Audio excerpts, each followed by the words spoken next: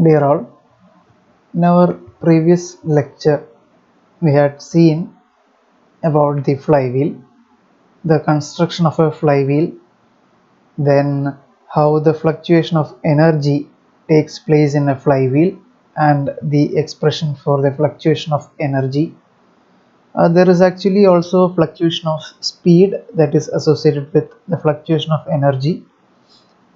And what is the reason for the fluctuation of speed and energy we saw in the previous lecture. And we also saw what are the different types of stresses that were developed during the operation of a flywheel. So in today's lecture we will be dealing with certain numerical problems that are asked commonly related to the flywheel operation. It is a very simple problem. We will be discussing two simple problems about how the different parameters can be found out in the flywheel. So before we move on to the problem, before we discuss the problem, you might remember this particular diagram, that is the turning moment diagram. It is for a four-stroke single cylinder engine.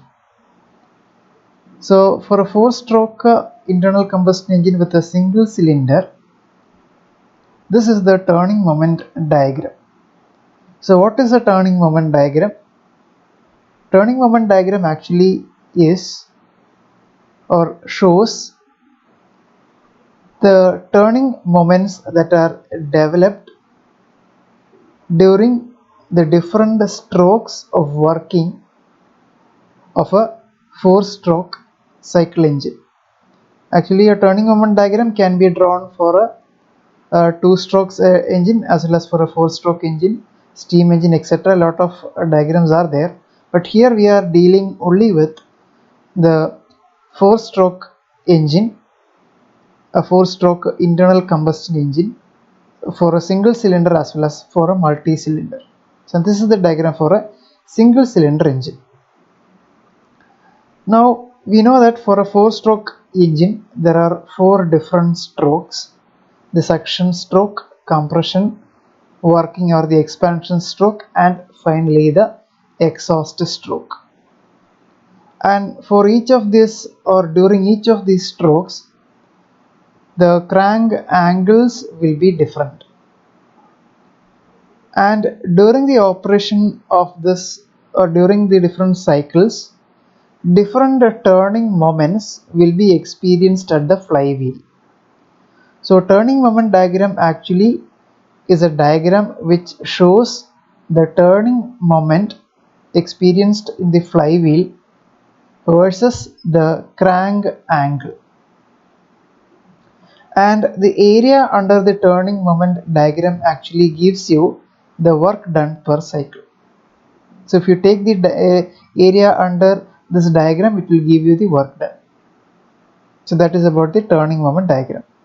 So here if you see, as we mentioned, along the y-axis it represents the turning moment, and along the x-axis is the crank angle. And here the angles are represented as 0, pi, 2 pi, 3 pi, 4 pi, etc. Pi, we know that value of pi is 180 degrees. It represents 180 degrees. So 180, 360, 540 and 720. So why is this? Why are these angles represented like this? We know that for a four-stroke engine, the one complete cycle of a four-stroke engine, that means all these four different strokes are completed in 2 revolutions of the crankshaft. So whenever the crankshaft executes 2 complete revolutions, an entire cycle of operation of a four-stroke engine will be completed. So 2 rotations of the crankshaft means one complete rotation is 360 degree and 2 rotations will give you 720 degrees. So one cycle of operation of a 4-stroke engine will be completed in 720 degrees of rotation of the crankshaft. So that is why it is up to 4, it is mentioned up to 4 pi. 4 pi means it is 720 degrees. And each of the strokes are being represented here, and for each strokes the crank angle varies by 180 degrees. For suction stroke happens between 0 to 180 degree of the crankshaft, and between 180 to 360 is the compression stroke, 360 to 580 is working, and 360 to 540 and 540 to 720 is the exhaust stroke.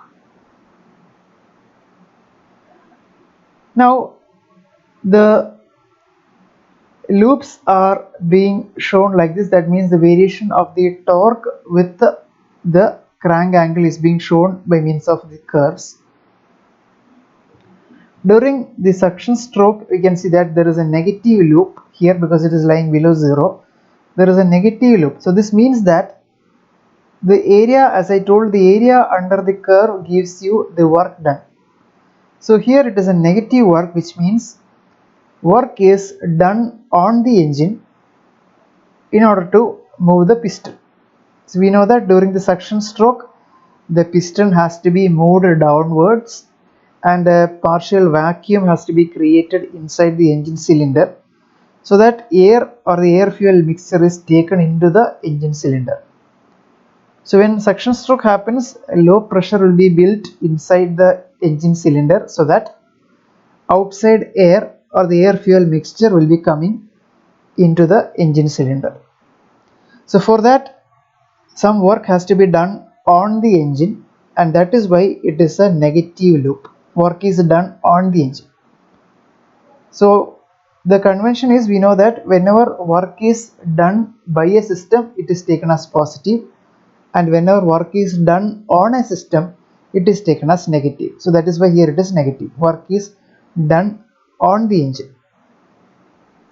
And here there is a small positive loop, and positive loop actually happens in all these strokes, but in the compression and in the expansion stroke the positive loop is not being shown. I'll tell you the reason why it is not shown.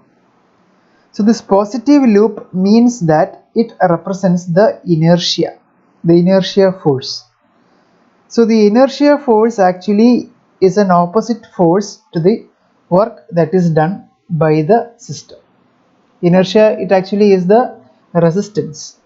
So inertia force is represented as the positive loop here. So inertia force, since the work done on the engine for the suction stroke it is very small, the inertia force is considerably large. So that is why a positive loop is being shown here. Now coming to the compression stroke, you can see here that the work is done on the engine again, but a large amount of work has to be done for compressing the air or the air fuel mixture inside the engine. A large force is to be supplied to the piston. So that is why the loop is larger. We have a larger negative loop here, and compared to this loop, the inertia force developed during the compression stroke can be neglected because it is negligibly small. So it can be neglected. That is why we are not showing it here. After the end of the compression stroke, the working stroke begins, and during the working stroke, as we know, in the petrol engine a spark is produced and expansion of gases takes place and piston is pushed downwards. So work is created or work is done by the engine, and therefore it is a positive loop being shown here. So energy is created or work is done by the system.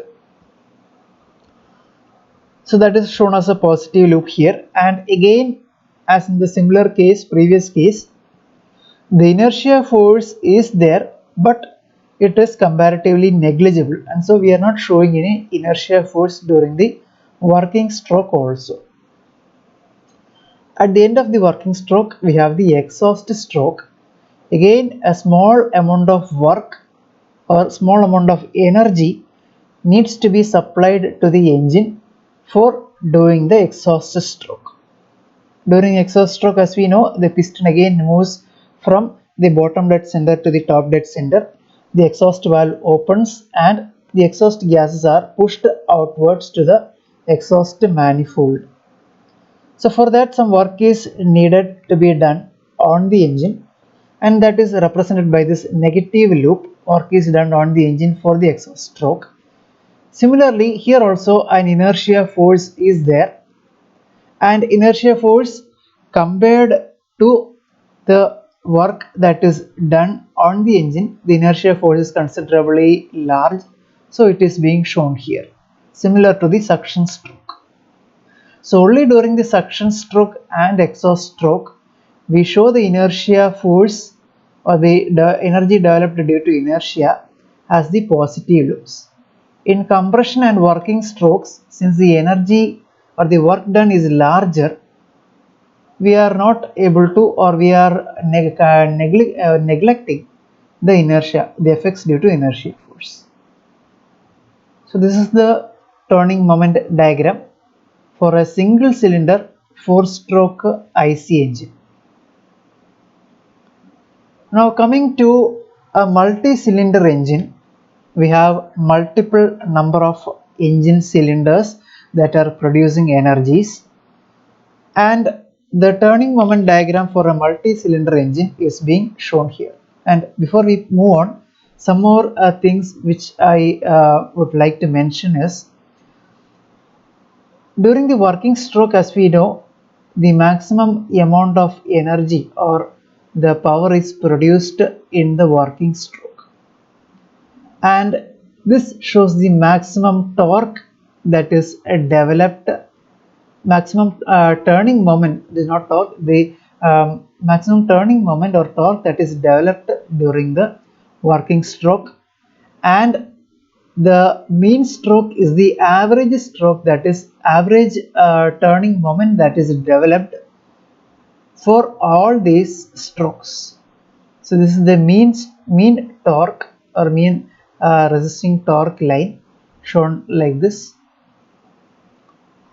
and the curve which lies above this mean torque line, that is for the working stroke, you can see the curve lies, a lot of this portion area lies above the mean torque.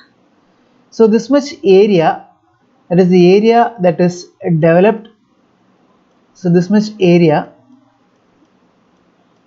lying above the mean torque line is actually the excess energy that is developed. So the excess energy or the extra energy that is developed during the working stroke is used by the flywheel to supply energy for the suction stroke, the compression stroke and the exhaust stroke. So this much excess or the extra amount of energy is used for the working of suction, compression and exhaust stroke, because energy is produced only during the working stroke. All the other 3 strokes consume energy, and for working of these 3 strokes it requires energy, and this energy is supplied by or from this excess energy that is being produced during the working stroke. So coming to the turning moment diagram for a multi-cylinder engine, as we mentioned, there are multiple cylinders. Usually in a multi-cylinder engine, the cylinders are separated by a 120-degree angle. Here it is shown here, cylinder 1, cylinder 2 and cylinder 3. There are 3 cylinders. It is a 3-cylinder engine. Cylinder 1 is a high pressure cylinder, cylinder 2 is a medium pressure cylinder, and cylinder 3 is a low pressure cylinder. That is how usually how the cylinders are arranged in a multi-cylinder engine. So the turning moment, which is different from a single cylinder engine, you can see here the turning moment diagram is actually a balanced one. That is because we have 3 cylinders and 3 cylinders are producing the torques or the turning moments intermittently. and they are getting balanced. So the mean torque line is actually lying as a mean value to these higher torques. That is, this is the turning moment. It can be told as the or represented as the maximum torque. One is the minimum torque, and the mean torque is lying between the maximum and the minimum torque values. So that is about the multi-cylinder engine turning moment diagram. So in our examples, we will be usually dealing with this diagram, that is a turning moment diagram for a multi-cylinder engine. So let us move on to the numerical problems. We will be solving two problems. So let us see the first problem. The turning moment diagram for a multi-cylinder IC engine is drawn with the following scales. That is, 1 centimeter represents 15 degrees of crank angle, and it also represents 3 kilonewton meter of the torque. So crank angle and torque, they are drawn to the appropriate scales. During one revolution of the crank, the areas with reference to the mean torque lines are 3.52, minus 3.77, 3.62, minus 4.35, 4.40 and minus 3.42 centimeter square. So in the diagram, the different areas are being shown. Determine the mass moment of inertia, that is I, to keep the fluctuation of mean speed within plus or minus 2.5% with the reference to the mean speed. Also, the engine speed is given as 200 rpm. So in the question, you need to find out the mass moment of inertia. So you can see the diagram. 3.52 is shown here, minus 3.77. It is actually 4.62, then 3.35, 4.40, 3.42, etc. So minus represents the negative area and plus represents the positive area.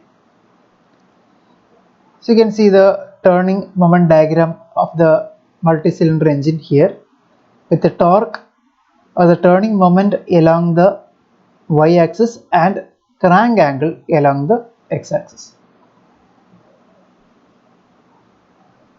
Now we are given the scale as 1 centimeter is equal to 15 degrees of crank angle and 1 centimeter is equal to 3 kilonewton meter. So this is, we are going to convert it to Newton meter scale, that is 1 centimeter square. It represents 3 kilonewton meter, it becomes 3000 into the crank angle is 15 degrees. We are going to convert it into radians. So that is pi by 180 into 15. So if we are multiplying these two figures, we get the area, that is 1 centimeter square. So our aim is to find out how much 1 unit of area represent. So if we are multiplying these two, we get 785 units as 1 centimeter square. So all these are units represented in centimeter square. So we can find out how much that amounts to. Now the overall fluctuation is given as the fluctuation of speed, mean speed should lie between plus or minus 2.5%. So the fluctuation, overall speed fluctuation will be 2 times the fluctuation given, 2 times 2.5%. Here it is given the fluctuation of mean speed. So if it is mean speed, it is equal to, if it is omega 1 plus omega 2, omega 1 plus omega 2 by 2 is the mean speed.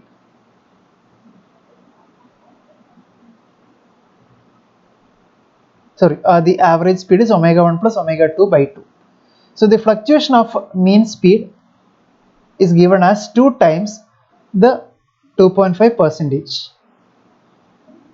Now the coefficient of fluctuation of speed is given by the speed fluctuation, that is 2 into 2.5%, that is coming to 5% or 5 by 100 is equal to 0.05. So the coefficient of fluctuation, we are finding it to be 0.05, and the engine speed is given in the question as 200 rpm. So omega, we can calculate the value of the rotational speed omega. Omega is equal to 2 pi into n by 60. Engine speed n is equal to 200 rpm and omega is equal to 2 pi n by 60. Substitute the value of n as 200 here, we get 20.93 radians per second. That is the value of omega. Next, we are going to calculate the energy levels at different points of the diagram. That is the turning moment diagram. We are showing the different intersection points as A, B, C, D, E, F and G. G is there. So all these different points, they are intersection points of the loop with the mean torque line. This is the mean torque line. So first, energy level at A, at the point A, suppose we are taking it as capital E.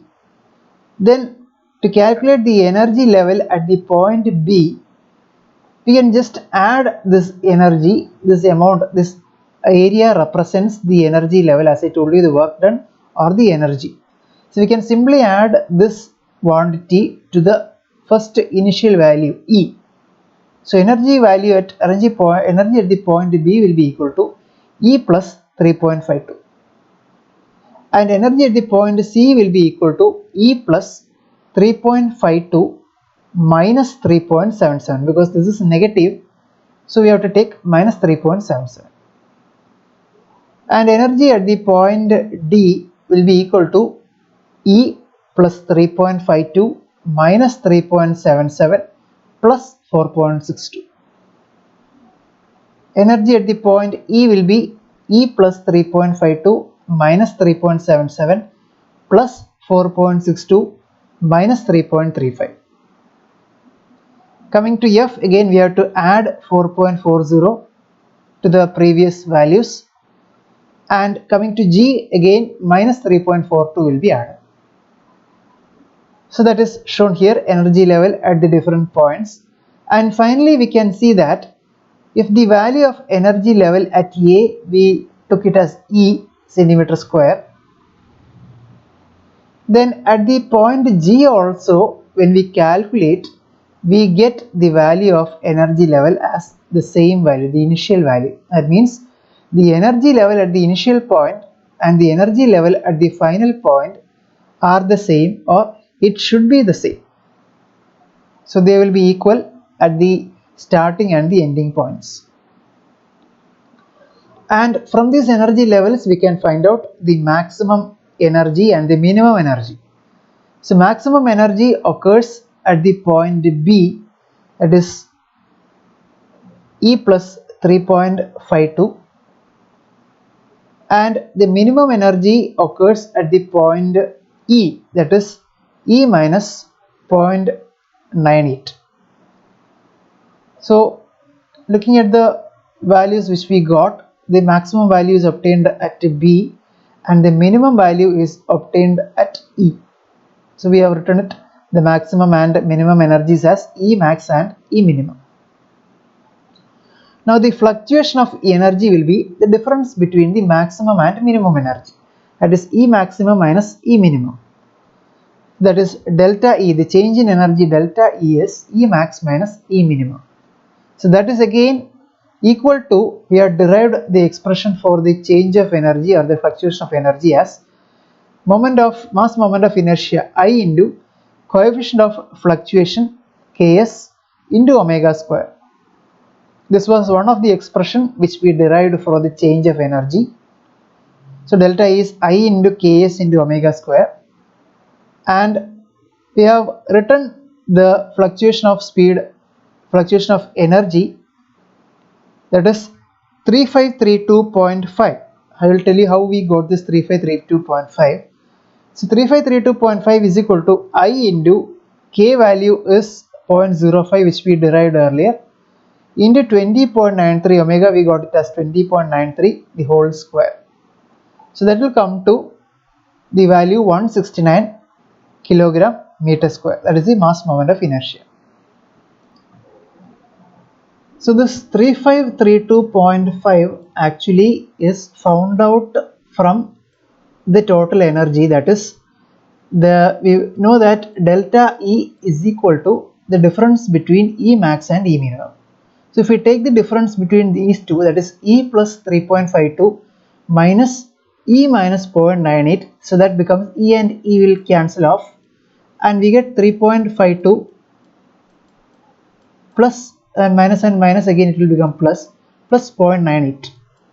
So that will be becoming equal to 4.5. So that will come to 4.5.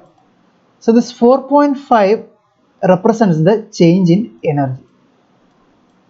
And we also have found out that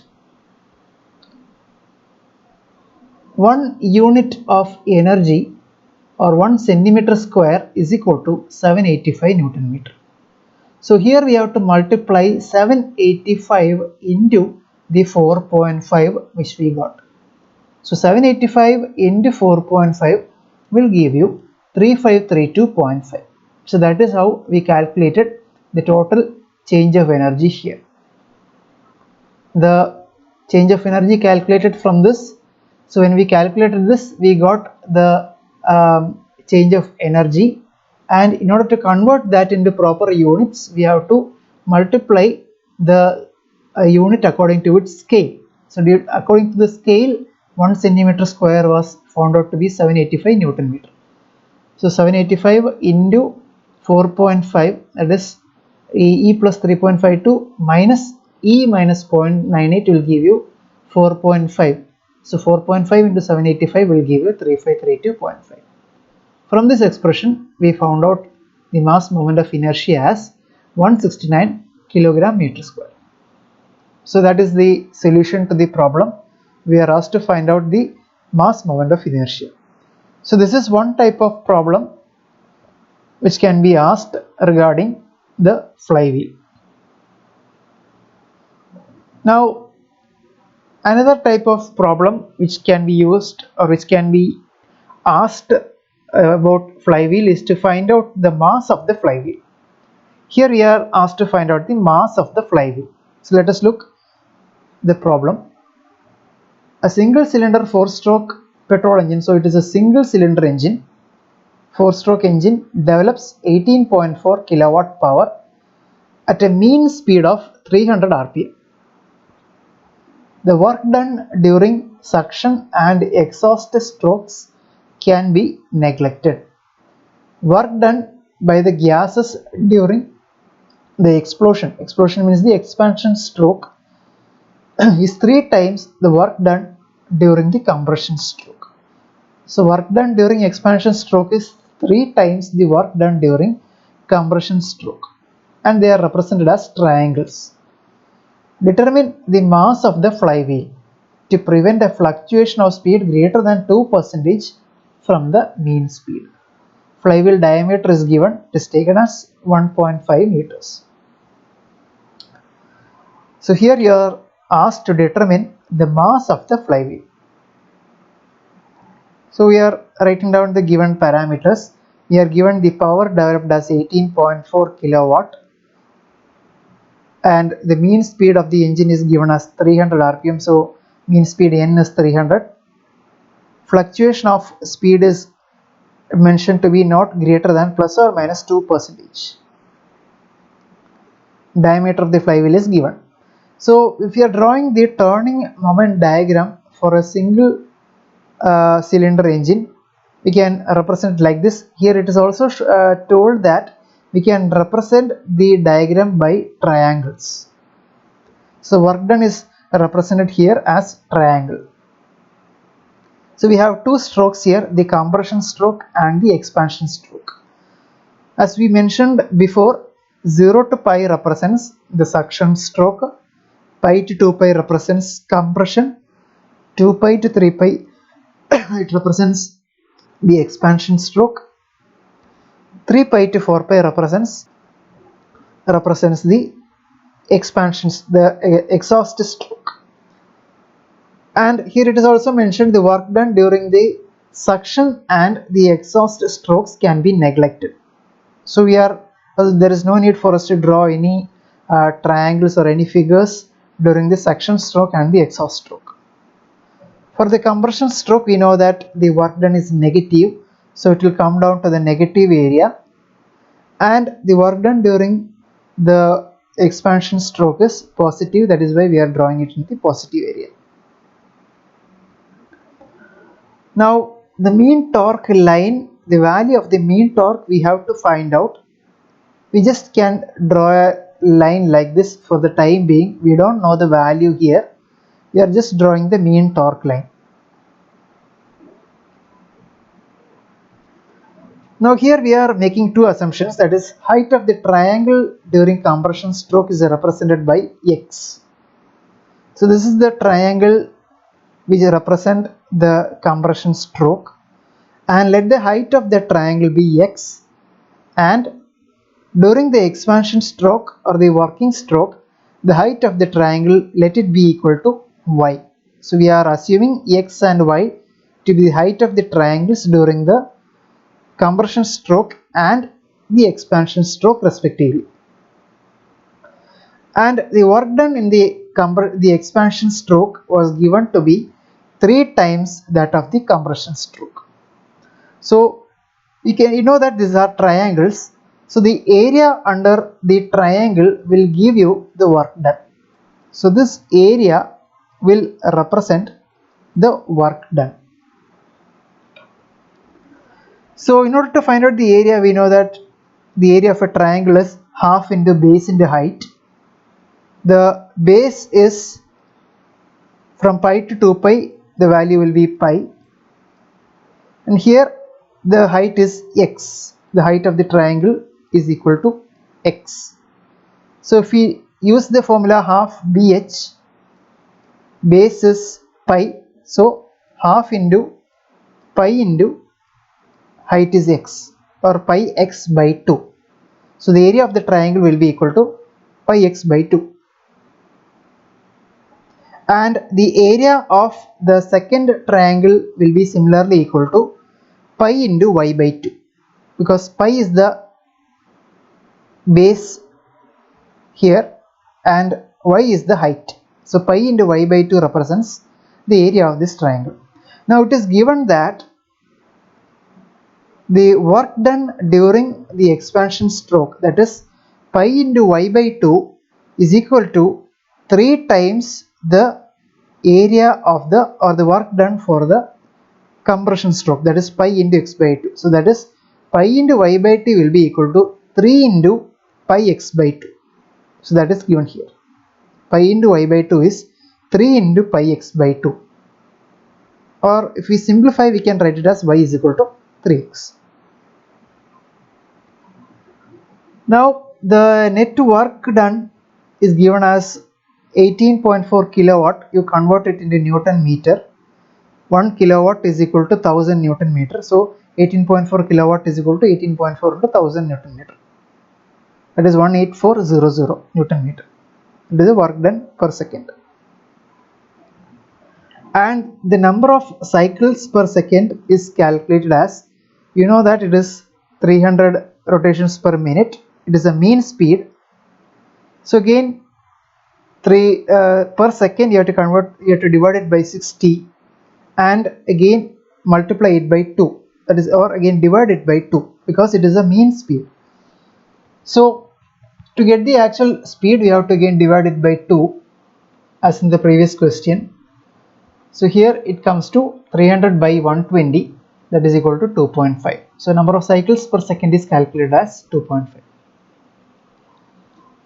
So we have calculated net work done and the number of cycles. So if we divide these two terms, we get the work done per cycle as 18400 by 2.5. The net work done per second divided by number of cycles per second will give you work done per cycle. So that will come to 7660 Newton meter. Now from the turning moment diagram, we have calculated, or we can calculate the work done per cycle as pi y by 2, that is we are considering only these two areas or the work done during these two strokes.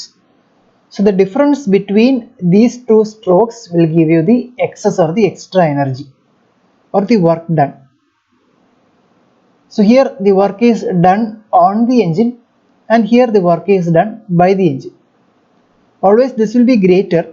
So in order to find out the effective work done, if we are taking the difference between these two work dones, we will be able to find it out. That is exactly what is being done here. Work done during the expansion stroke is pi y by 2 as we calculated earlier, and the work done during the compression stroke is pi into x by 2. So take the difference between that two. Pi by 2 we can take it as common. So pi by 2 into y minus x will be giving you the work done per cycle. So there are two expressions now for the work done per cycle, that is pi by 2 into y minus x and 7360. So equate those two equations, we get the value of y minus x is equal to 4687.9 after equating these two equations. And we know that the value of y we have calculated as y is equal to 3x from the simplified expression. Substitute it here, 3x minus x is equal to 4687, or from that we can calculate the value of x as 2343.95 kilonewton. And y, since it's equal to 3x, it will be equal to 7031.85 Newton meter. So here we can calculate the average torque. So the average torque will be equal to 7031.85 divided by 4 pi. So it is actually 7031. Sorry, the work done per cycle is 7360.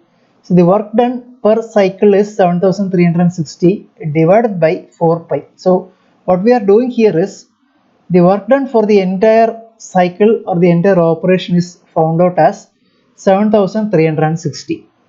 And now we have to find out what is the work done for each of the strokes. 0 to pi, pi to 2 pi, 2 pi to 3 pi, and 3 pi to 4 pi. So separately, what will be the work done, what will be the average torque we have to find out.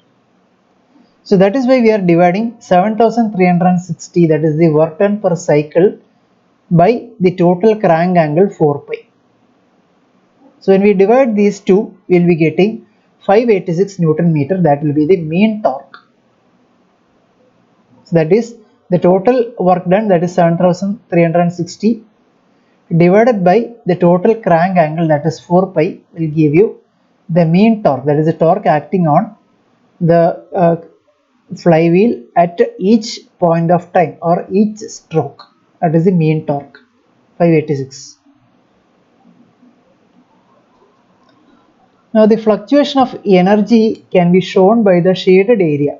The shaded area here shows the fluctuation of energy, that is the area which is lying above the mean torque line or lying below the mean torque line will show you how much it is fluctuating.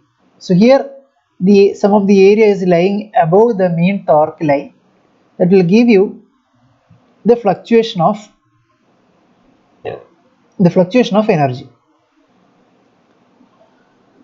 So from this we take the theory of similar triangles, that is base of the shaded area, that is this base by pi, that is this length of this triangle, this length divided by this length. So corresponding triangles we are taking, similar triangles. From the law of similar triangles, the length of this triangle, shaded triangle, divided by pi, that is the base of this particular triangle, that is equal to 7031.85, that is the value of y, minus the mean torque line, that is y means represents the total length of this triangle, the total height of this triangle, y minus 586. So that means y minus 586.6 will give you the height of this particular triangle. So what we are trying to do is we are going to find out what this area is. So here the length or the height of this shaded triangle will be equal to y minus the mean torque, that is 586. So y minus 586 is equal to this base area divided by the total base area pi. From that we can find out the base of the shaded area, that is pi into 7031.85 minus 586 by 7031.85. It comes to 2.878. So the base of the triangle is 2.878 and the height of the triangle is 6445, that is 7031.85 minus 586. So we have found out the base and the height of the shaded triangle. Now half into base into height will give you the area of that shaded triangle, which represents the fluctuation of energy. It comes to 9276.63 Newton meter. So our aim of doing this calculation was to find out the area of the shaded triangle by making use of the law of similar triangles.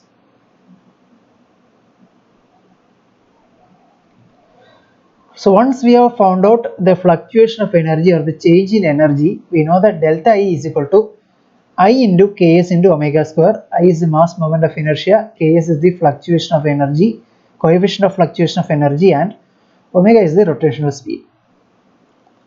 So Ks, from this Ks, it is already mentioned in the question that the fluctuation of speed is greater than, should not be greater than 2% of the mean speed.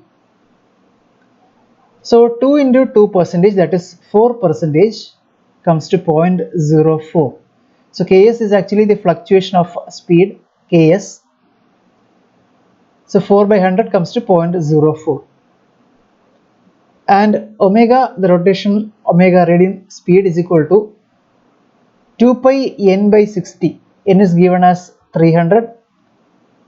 So 300 rpm, that is into 2 pi by 60, will give you 10 pi, that is 31.4 rotations or the radians per second. So once we find out the value of omega, we know the value of Ks and we know the value of delta E, and substituting in this equation we can find the value of mass moment of inertia I. So I will be equal to, after calculation we get 235.22 kilogram meter square.